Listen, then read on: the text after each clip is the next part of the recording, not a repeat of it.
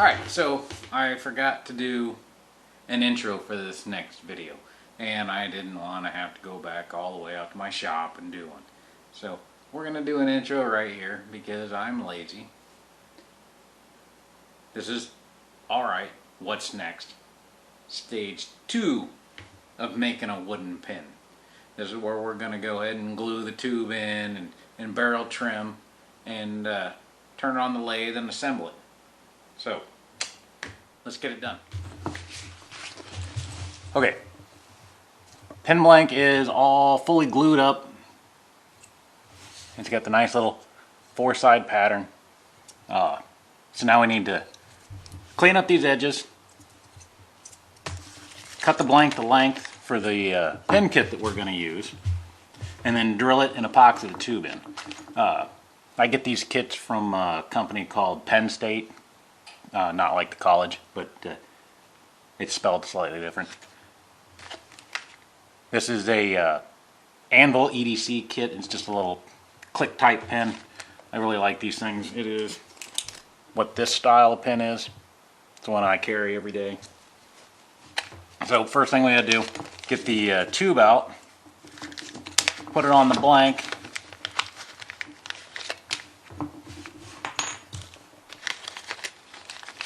Now these EDC pin kits, the brass tubes come pre-roughed up. Some kits will come with the brass tubes. They're still super shiny. What you got to do is take a piece of sandpaper, sand them down. If you don't sand them, when you try and glue the tube into the blank, it won't stick. It has a tendency of breaking loose on you, and then the pin assembly will just spin in the tube. It might fall apart on you. But these are already pre-scuffed up. So now what we're going to do, we're going to look at it, see which side we want to use. It doesn't really matter, it's pretty even. If you look, I got this end right here, it's kind of gapped out. So you set your pin blank down, then we'll mark it off. You want to leave about a 1/16 of an inch overhang on both sides. So you want the blank to be about a 1/16 of an inch longer on each side of what your tube is. And then once the tube is glued in, then we can just take it over to the drill press, and we've got what's called a barrel trimmer, and we'll trim it down and it'll remove the excess material and square up the sides nice and perfect, so then you can chuck it up in the lathe. So let's go ahead and cut this blank and get ready to drill.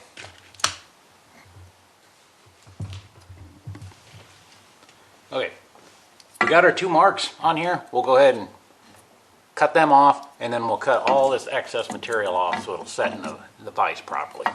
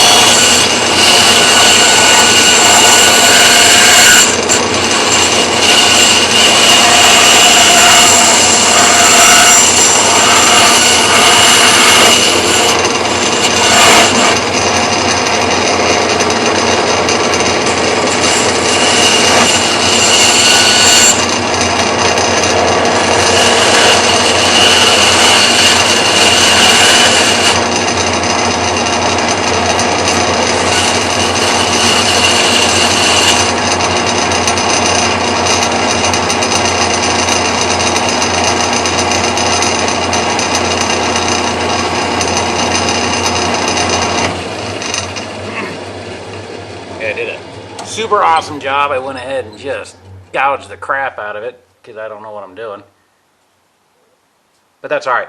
Once you put it in the lathe, we'll go ahead and turn it and you won't even know that's there. So now we can chuck it up in the vise and we'll turn it, or drill it.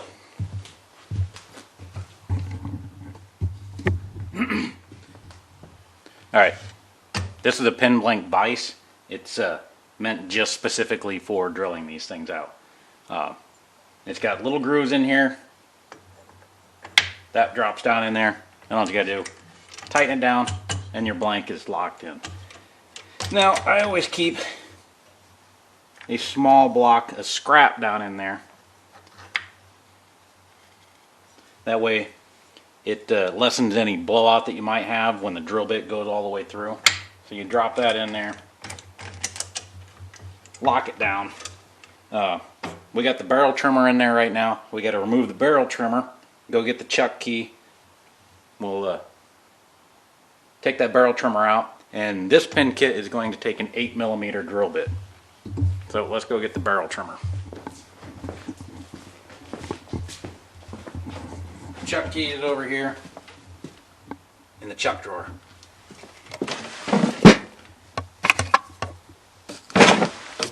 We'll come over here and we'll get the 8mm drill bit.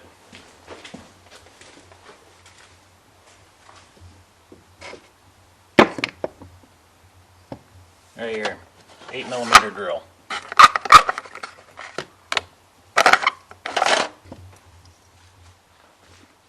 Alright, we're going to use what's called a brad point drill bit.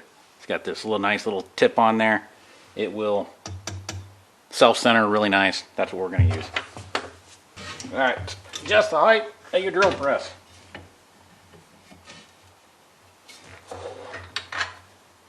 Now, they say you're supposed to find the center of your blank, or you draw a line corner to corner. That'll give you perfect center, but this is a pretty small little block. You can more or less just guesstimate where it's going to be.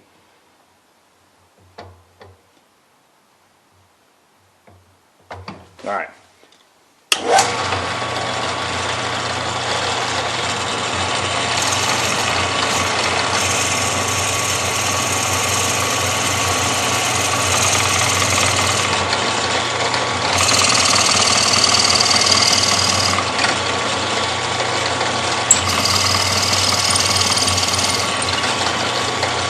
You want to periodically lift the bit out of the piece so it'll clean the threads, or whatever you call them. And it helps minimize bit wander, because the bit will want to try and wander it in different directions. Supposedly this will do a better job if you put it in a lathe and use a lathe drill to do it, but I don't have one, so we'll use a drill bit. Drill press. This thing.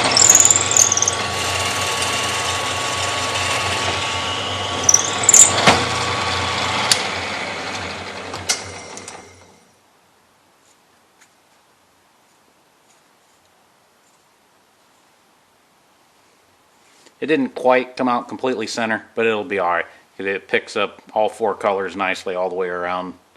So that blank will still turn out pretty good.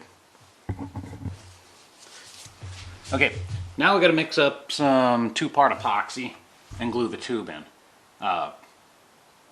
Some people, when they make pins, they just use super glue with an accelerant, CA glue, and then they just spray accelerant.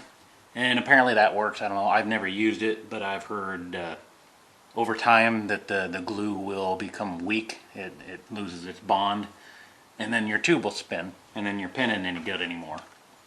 So I use 5-minute epoxy.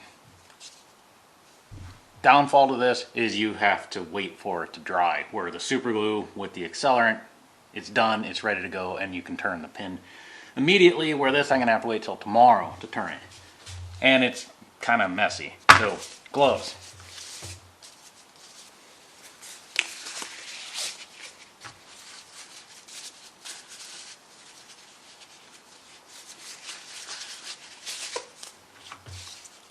This tube is about gone, so go ahead and squirt on way more than you'll ever need. And we'll mix this up to where it looks like snot.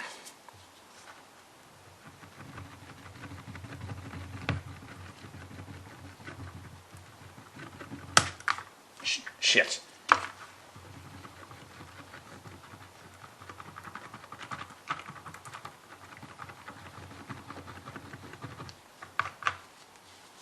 And I like to take it and just kind of,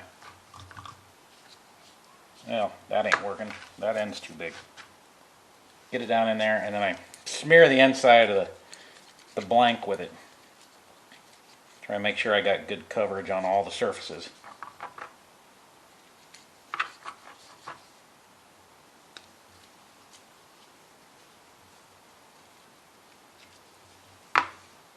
Alright, then you get your tube out. And I like to smear the shit out of the tube.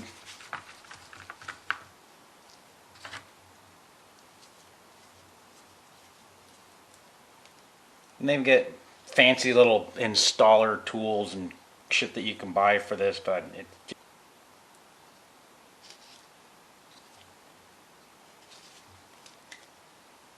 you want to install it to where it's down somewhat even on both sides.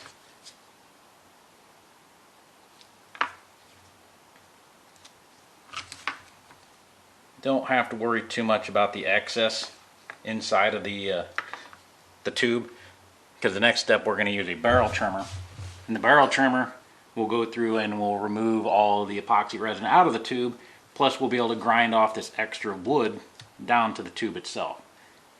That's probably one of the most important steps in it, because if you don't grind it down far enough, your pin might not go together properly. The ink cartridges might not come out to write with. If you grind it too far, then when you go to retract it, it might not retract back up in. Mechanical pencils, if you make one of them, that's really important, making sure you got everything exactly the right length, because they can really screw up and not work. Okay. Glued up. Now I just got to wait for this to dry. So it's still wet. I don't know what happened. I see that on the internet all the time. All you can do is snap your fingers and you're ready for the next stage. But apparently it didn't work for me. So now I have to wait 24 hours. So yeah, it's going to be a long video.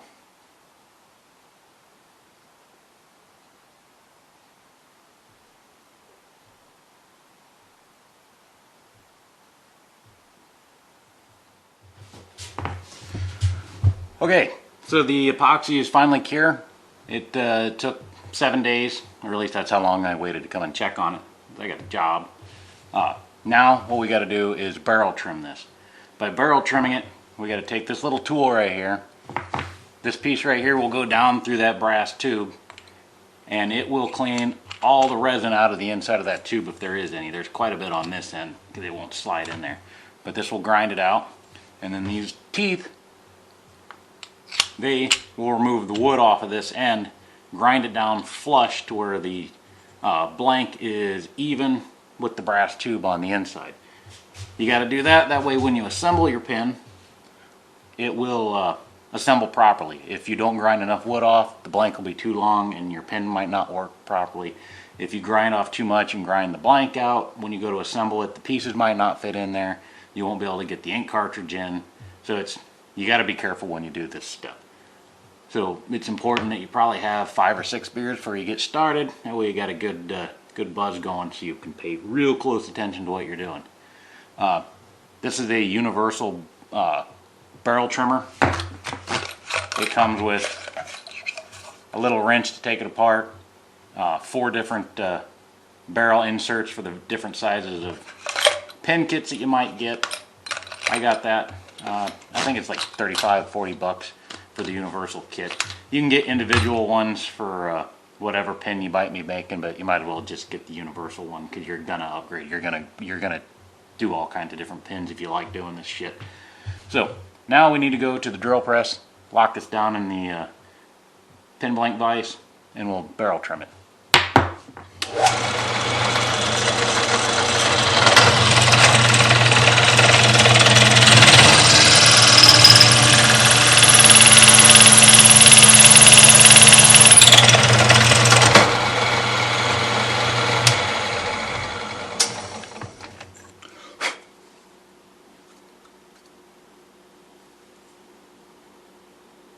Alright, that side's nice and barrel trimmed.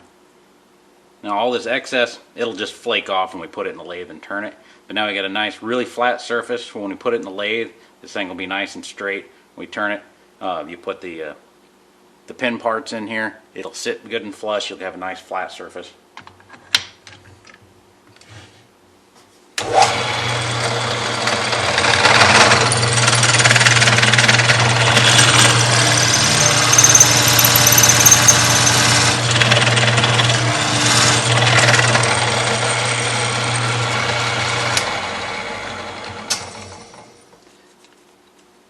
If you're unsure if you're going in far enough or too far, stop. Use a little screwdriver and you can feel where the brass stops and the wood goes. Like, okay, I'm not quite there. Got to grind her down a little bit more.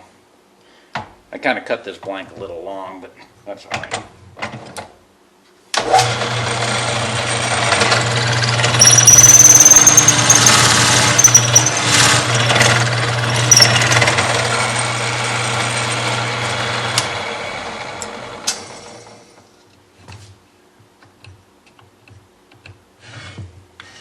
That looks to be right on the money. Okay, so now it's time for the lathe. Okay, got your blank ready. So now what you need are bushings. The bushings will support the blank on the pin mandrel of the lathe.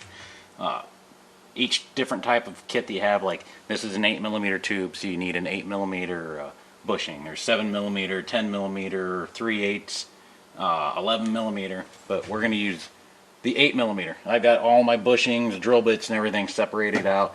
More blanks down here. There's some pin kits, bushings, but here's the 8mm bushings. We'll pull that out. Grab a bushing, and you just take the bushing looks like this. Small end will go into the blank. Push it in till it's flush. Take a second one, go on the other end. Push it in. Now it's ready to be chucked up in the lathe. Okay, I bought this just specifically for making pins. I didn't know if I'd like the hobby or not, so I didn't want to go out and spend $500 or $600 on a lathe that I could, or even more. They can get extremely expensive. But you need to have something that you can put a pin mandrel in. I have a cheap lathe over there, but you can't change out the headstock and tailstock to allow pin mandrels to be installed, so I had to buy another lathe. This is, I think, $185 from Penn State, not the college. That's where I get all my pin making supplies, and it is just specifically for turning pins. I'm going to upgrade eventually. My dad wants this one. I'm going to get me a Turncrafter lathe, and it'll allow me to expand the different projects that I do, like bottle openers and well, there's just, if you go to the website, they have all kinds of cool kits, but you need to buy a more expensive lathe to do it than what this one will handle. But this works for doing pins great. If you want to get into the hobby, it's about the cheapest way to go. So let's chuck this thing up and turn it. Take the tailstock off. Take your blank. Slide it onto the mandrel. There we go. Push it in until it's flush against the bushings. Lock it down. Make sure that's loose. Then we'll go ahead and tighten the tailstock. You want to get it to where the blank can kind of turn just a little bit, but not much. You don't want to over tighten it because it'll flex it and you can ruin your bearings. But too loose, your blank will spin when you put the lathe into it. But that's pretty good. So go ahead and lock that down. Grab your tool rest, slide the tool rest in, lock it in place. Then all that I use for turning pins is just a simple gouge. These are really cheap. You don't need anything fancy. You just want to make sure it's decently sharp. The way I sharpen it, I just use a file. So let's go ahead and sharpen this. It's a little bit dull. This probably isn't the best way to sharpen a file or a gouge using a file, but it works for me. I don't know, experts probably can tell you other ways of doing it and more expensive things, but I have a cheap file and this will get the job done.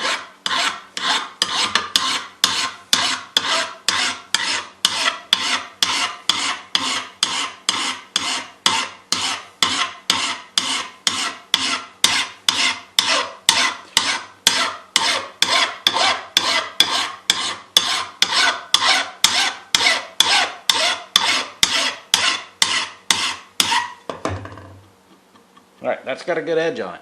And if you're looking for absolute professional quality, expert advice, you've most definitely come to the wrong channel. I am a good enough kind of person. So, let's turn a blank. Alright, spin her up, set your speed. I like to go about a medium speed on it when I'm turning them. About there. It's up to you. Figure out what works best for you.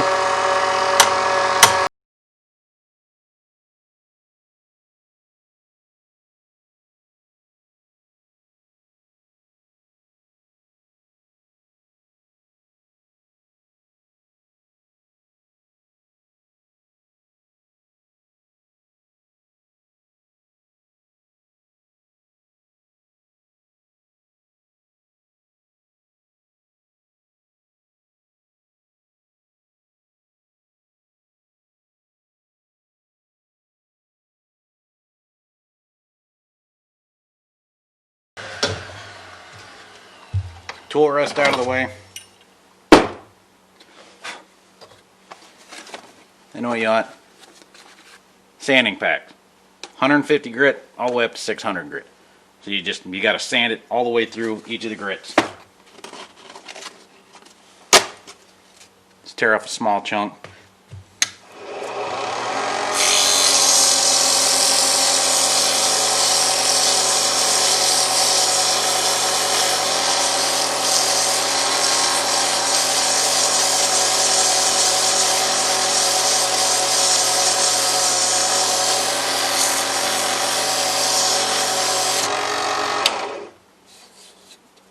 Alright, after you do each grit, you're going to have circular lines all the way through it. So what you want to do, take the grit,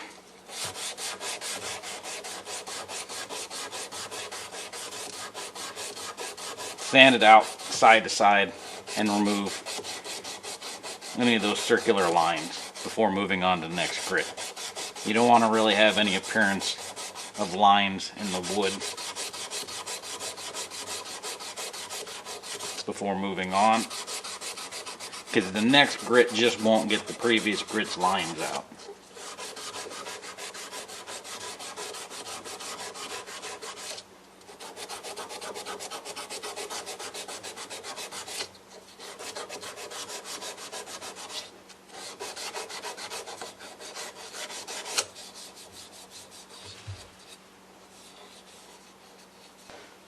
That's good on 150, so we'll go ahead and run through all the grits.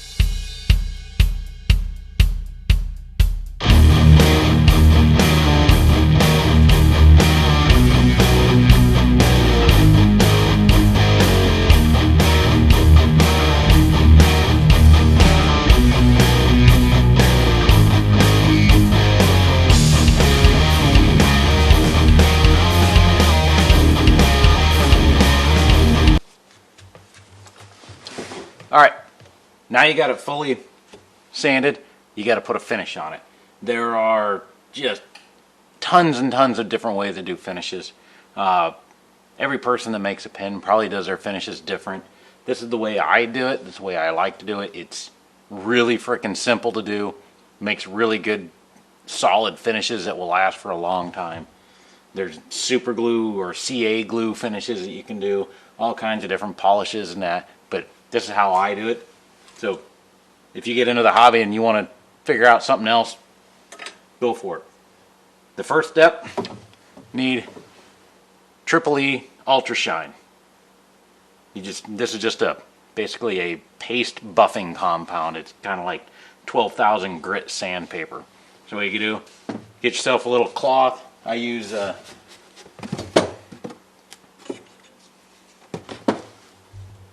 those. Just tear off a chunk. Take your Triple E. It's just a paste.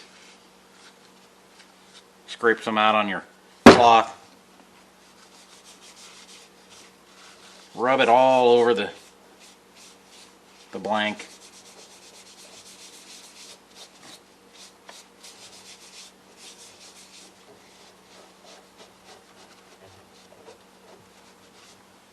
And I like to increase the speed when I put this on.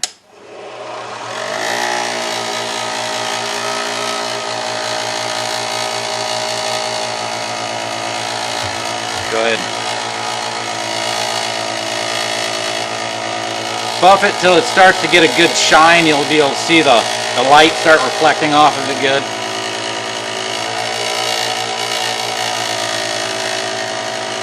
Once you get a good shine going on it, flip the rag around to a dry side and just remove any extras that's on there.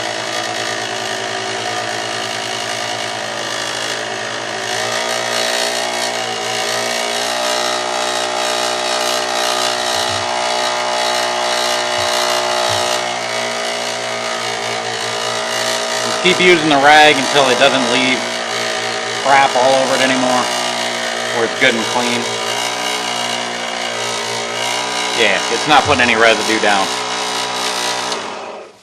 So now it's got a pretty good shine to it. But we can buff that up some more. We're going to put a finish on it that'll seal it.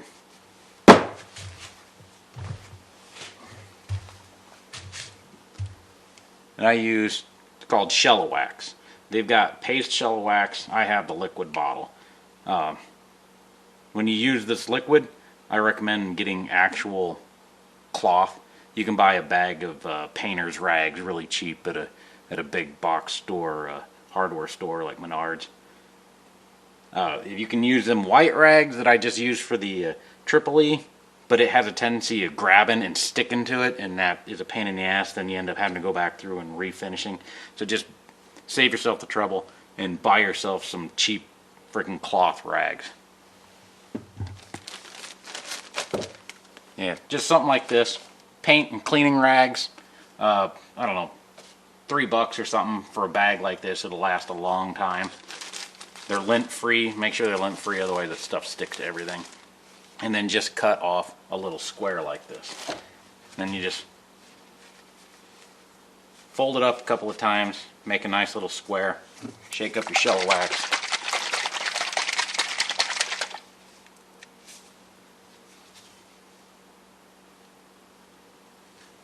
Whoa, way too much. That is way too much. So we're going to go ahead and just kind of remove some of that excess on this mask that I should have been wearing but haven't been wearing.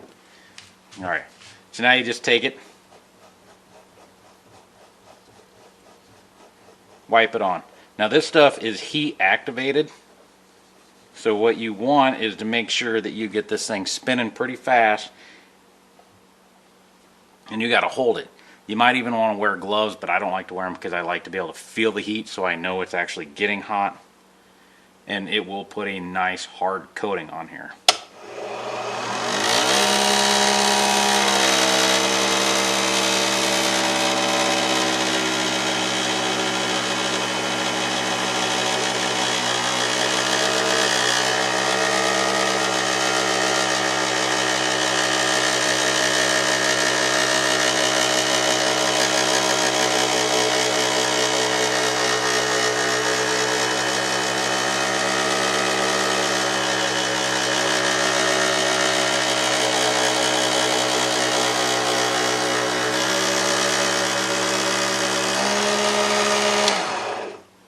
There.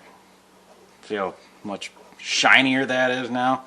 And this has gotten kind of solid. 2 coats is usually what I do for a pin that's just going to be used in the house, whatever. If it's going to be a work pin, something I'm going to have in my shirt pocket all day, I will put 3 coats, maybe even 4 coats on.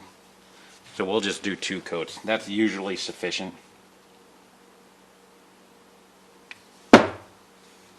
A more appropriate sized blob.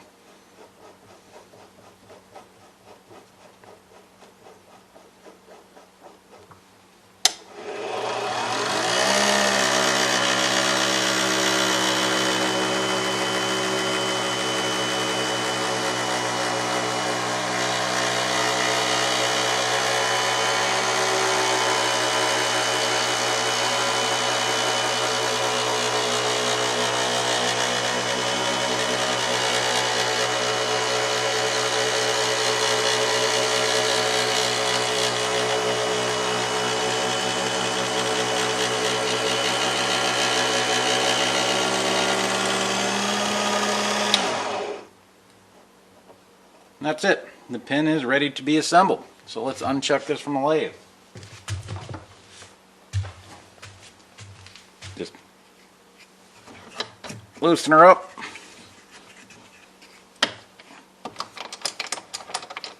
Slide the tailstock off. Slide your blank out. Pull your bushings.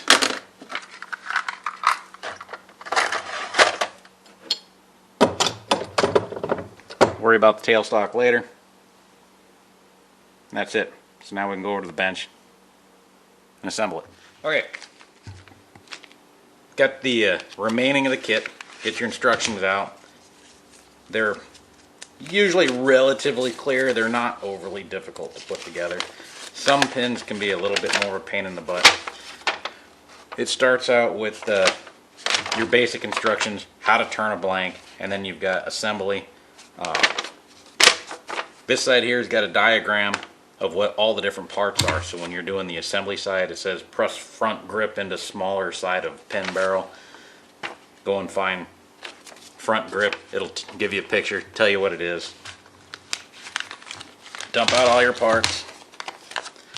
Each one of the kits comes with an ink cartridge. They're always a ballpoint style ink cartridge. I upgrade all of mine to the gel style, which you can get off of the Penn State website, not the college. So we'll start with the front grip. So we have to press this piece into here. So you get it started, and then you adjust your press the appropriate distance.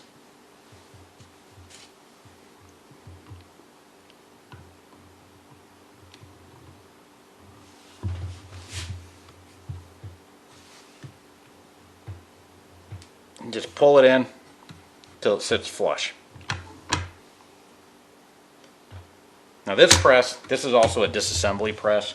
You can take pins apart. If I needed to, if I screwed this up, I could take this piece, lock it in here, and I could use different tools that comes with it and remove this, take this back apart.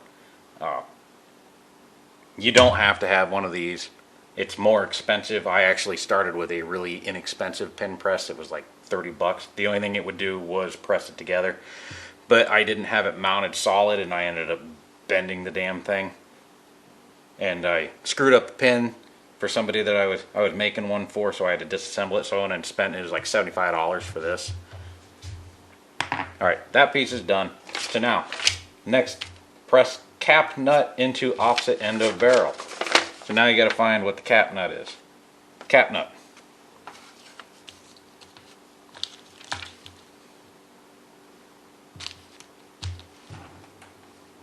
Cap nut. So it's got like a little shoulder on here. You need to use that to start it. Get that in there.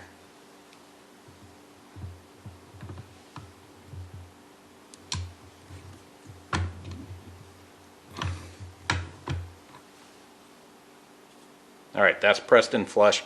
That's got threads on the inside. Alright, thread the mechanism into the bottom of the clip assembly.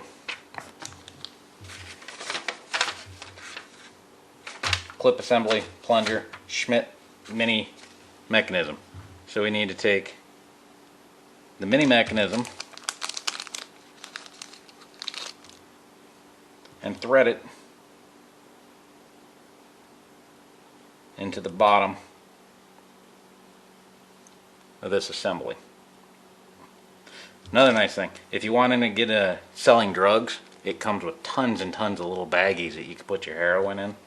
That's not recommended, but you know, it's up to you. That's your life. To make sure the plunger, push plunger into opening at the top end of the cap of the barbed stem of the click mechanism. The only thing that's bad about these instructions is sometimes you're like, what the F are they talking about? And you might have to just kind of figure it out. So you got to push the plunger into the opening at the top end of the cap. So that would be here. and you push it in to where it's seated. So sometimes you got to just push it down on the bench and give it a shove.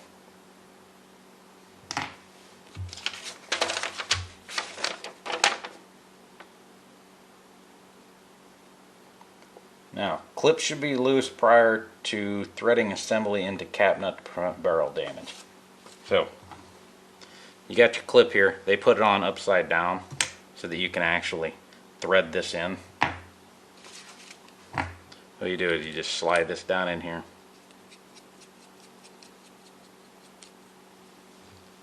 Tighten it down good and tight.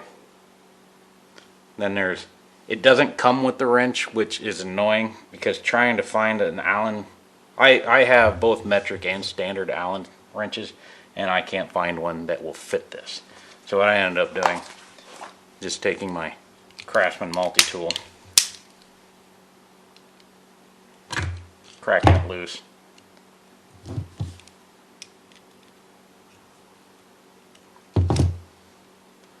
Go ahead and spin your clip around to where you want it.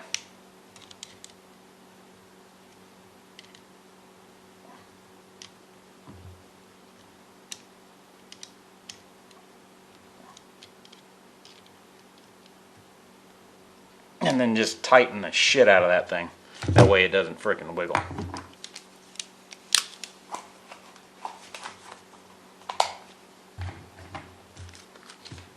Spring. Ink cartridge, dropper in, more heroin bags,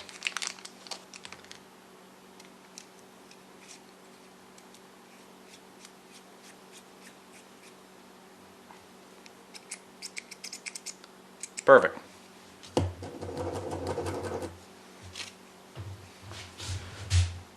And that is all there is to making a nice custom handmade wooden pin. I've sold pins like this for 45 bucks. I've heard of people selling similar ones to this for upwards of $100, but you'd probably have to go to some craft show and sit there all day and try and sell the crap. I don't have that kind of time. It's just more or less people see it, want it, give me money. But I don't do it to try and make money. I'm just doing it because it's a hobby. It's enjoyable. It's a good pastime. Well, shit! Don't forget to click subscribe. Do that now, right now. Just, it doesn't take much. Just fucking click subscribe. I need subscribers. Come on, do it, do it, do it, do it, do it. Bye.